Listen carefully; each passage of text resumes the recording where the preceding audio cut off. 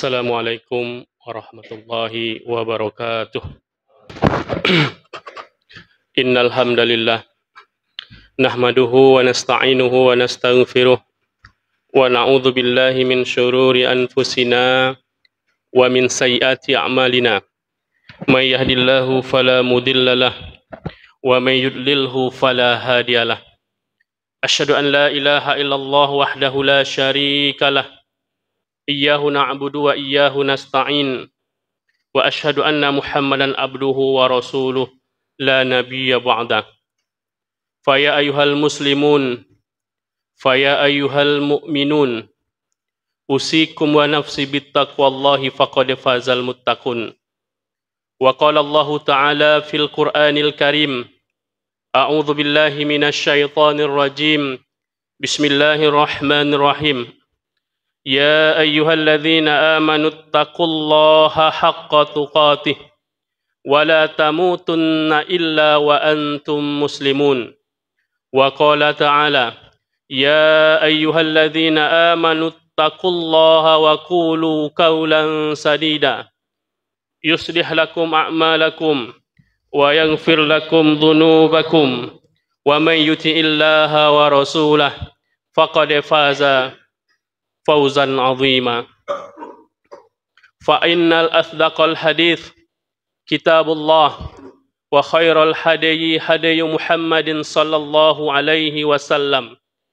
Fa inna syarral umuri muhdatsatuha wa kullu muhdatsatin bid'ah wa kullu bid'atin dhalalah wa kullu dhalalatin finnar. Shadaqallahul azim wa sadaqar rasulul karim.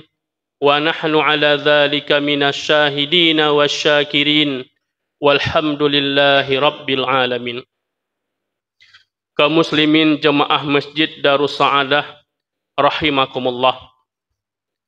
Tentunya tidak henti-hentinya kita bersyukur kepada Allah Subhanahu wa taala karena kita tidak pernah berhenti menikmati, menerima curahan nikmat dan rahmat dari Allah Subhanahu wa taala. Paling tidak marilah kita memperbanyak mengucapkan kalimat tahmid alhamdulillahi rabbil alamin. Seterusnya salawat dan salam marilah kita kirimkan kepada nabi kita, Nabi besar Muhammad sallallahu alaihi wasallam. Salah satu amalan yang paling afdal pada hari yang mulia ini yaitu memperbanyak selawat kepada Nabi Muhammad sallallahu alaihi wasallam bilafzihi Allahumma salli ala sayyidina Muhammad wa ala ali sayyidina Muhammad. Assalamu alayka ya Rasulullah, assalamu alayka ya Habiballah. Kaum muslimin jemaah Jumat rahimakumullah, marilah kita sama-sama meningkatkan ketakwaan kita kepada Allah Subhanahu wa taala. Takwa memiliki banyak makna. Meninggalkan apa yang menjadi perintah Allah dan mengerjakan apa yang menjadi larangan Allah Subhanahu wa taala.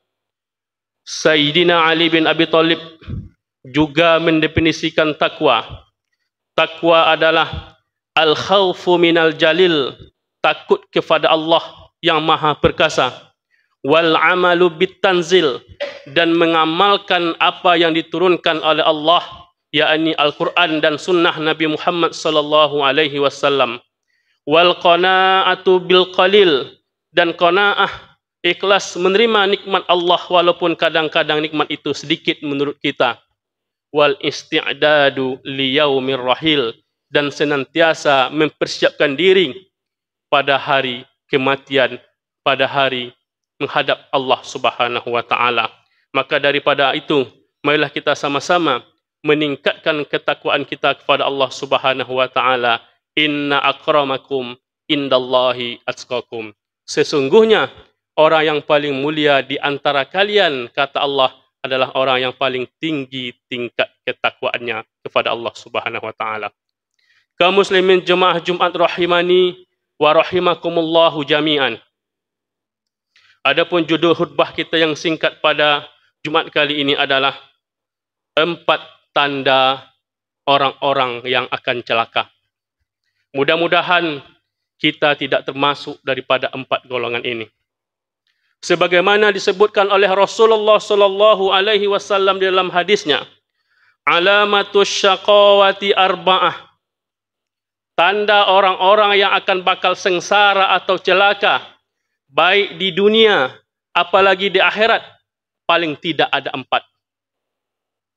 Apa itu? Yang pertama adalah nisyanud dzunubi al-madiyah, wahiyya indallahi mahfudhah.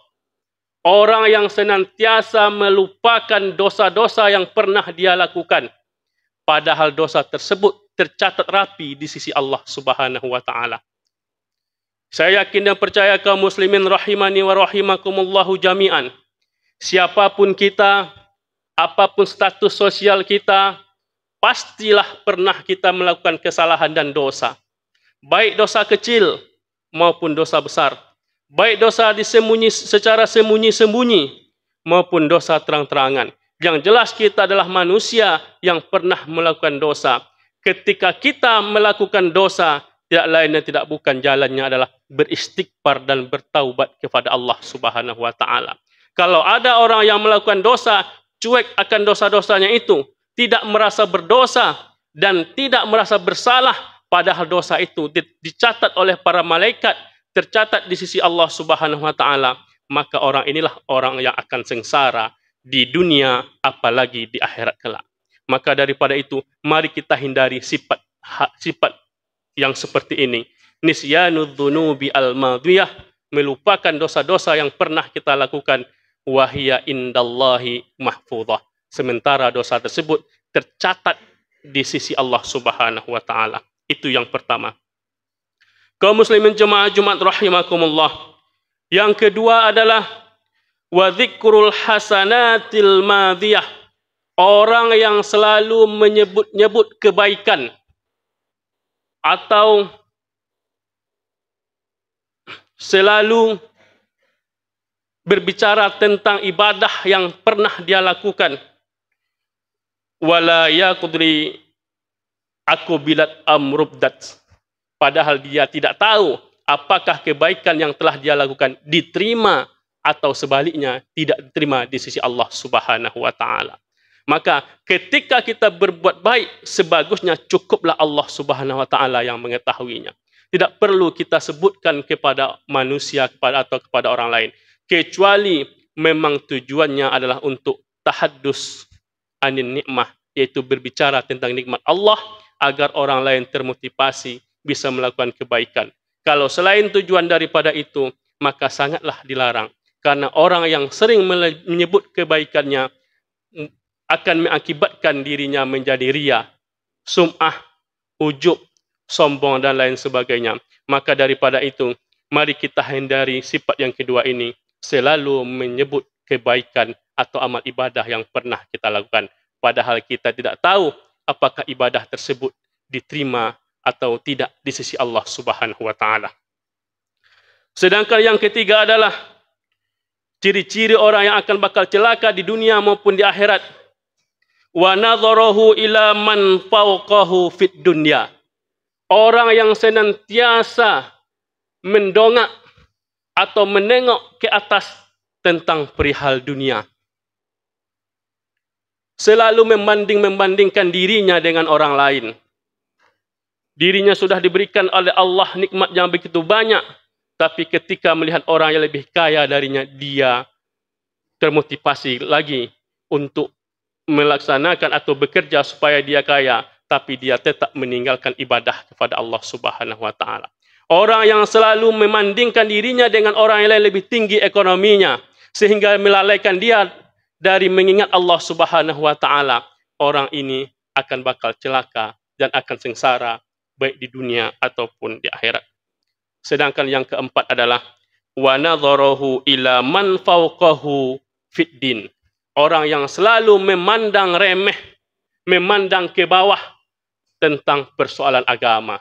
Ketika dirinya sudah melaksanakan solat 5 waktu, dia bandingkan dengan orang yang tidak mengerjakan solat, sehingga dia tidak mau memotivasi dirinya untuk lebih taat kepada Allah Subhanahu wa taala. Ini tidak boleh. Malah sebaliknya, sebagusnya kalau soal agama ini kita pandang orang yang lebih taat kepada kita, daripada kita kepada Allah Subhanahu wa taala. Semoga kita termotivasi. Contohlah para sahabat Nabi Muhammad sallallahu alaihi wasallam. Mereka selalu fastabiqul khairat, berlomba-lomba di dalam kebaikan. Suatu kisah disebutkan sahabat Nabi Muhammad sallallahu alaihi wasallam yang mana para sahabat ini dijamin oleh Allah dan Rasulnya masuk surga, yaitu kisah Umar bin Khattab dan Abu Bakar. Di dalam berbuat kebaikan, Umar bin Khattab merasa selalu kalah dibuat oleh Abu Bakar radhiyallahu anhu.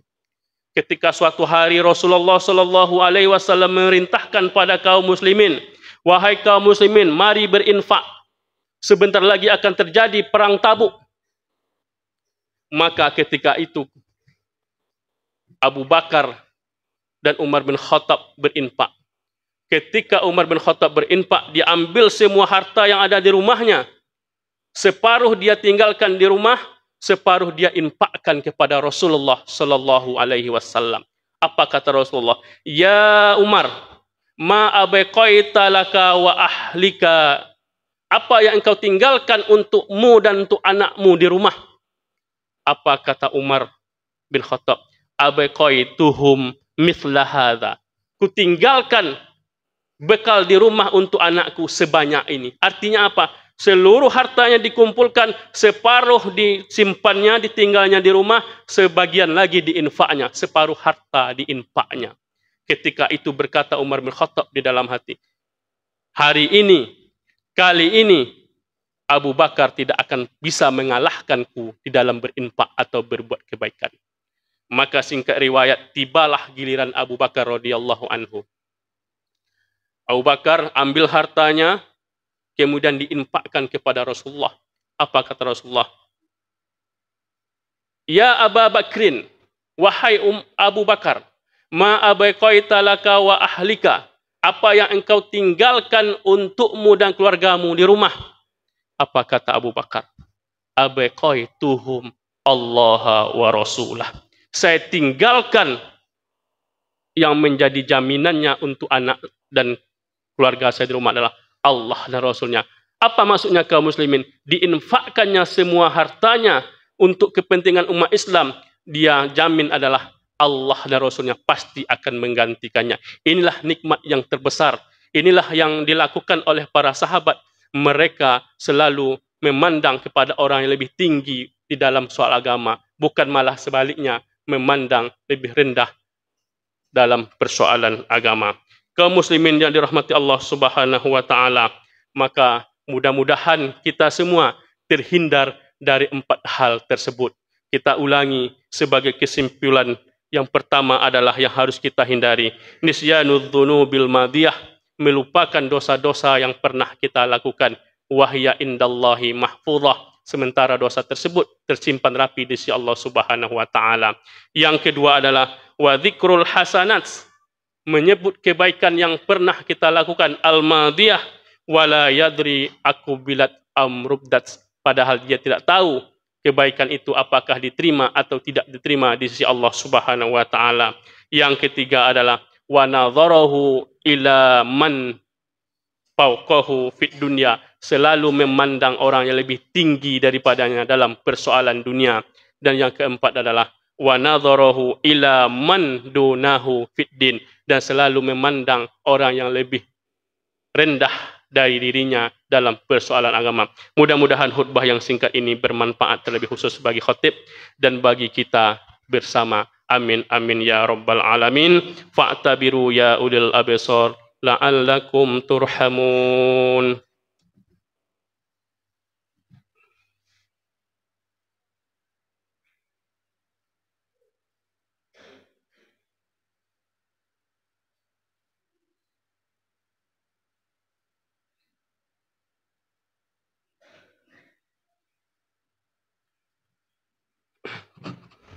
Alhamdulillahi rabbil alamin.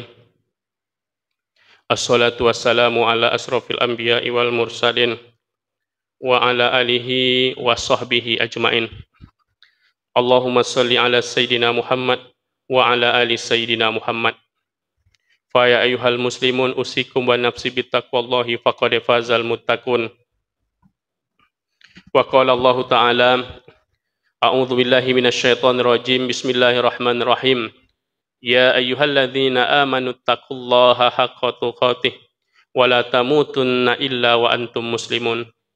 Wa qala ta'ala, ya ayyuhalladzina amanu taqullaha wa qulu qawlan sadida yuslih lakum a'malakum wa yaghfir lakum dhunubakum wa may yuti'illaha wa rasulahu faqad faza fawzan 'azima. Wa qala Allah ta'ala fi ayatil ukhra, يا أيها الذين آمنوا وقال الله تعالى في آية أخرى إن الله وملائكته يصلون على النبي يا أيها الذين آمنوا صلوا عليه وسلموا تسليما اللهم صل على سيدنا محمد وعلى آل سيدنا محمد كما صليت على سيدنا إبراهيم وعلى آل سيدنا إبراهيم وبارك على سيدنا محمد وعلى آل سيدنا محمد كما باركت على سيدنا إبراهيم وعلى آل سيدنا إبراهيم في العالمين إنك حميد مجيد اللهم اغفر للمؤمنين والمؤمنات والمسلمين والمسلمات الأحياء منهم والأموات برحمتك يا أرحم الراحمين اللهم اغفر لنا ذنوبنا ولوالدينا وارحمهم كما ربونا صغارا ولجميع المسلمين والمسلمات والمؤمنين والمؤمنات الأحياء منهم والأموات برحمتك يا أرحم الراحمين اللهم اجعل جمعنا هذا جمعا مرحوما وتفرقنا من بعده تفرقا معصوما اللهم اجعلنا من التوابين واجعلنا من المتطهرين وجعلنا من عبادك الصالحين ربنا آتنا في الدنيا حسنة وفي الآخرة حسنة وقنا عذاب النار اللهم اختم لنا بحسن الخاتمة ولا تختم علينا بسوء الخاتمة اللهم إنا نسألك حسن الخاتمة اللهم ارزقنا توبة نصوحا قبل الموت اللهم يا مقلب القلوب ثبت قلوبنا على طاعتك ودينك يا أرحم الراحمين وصلى الله على سيدنا محمد وعلى آله وصحبه أجمعين والحمد لله رب العالمين وأقيم الصلاة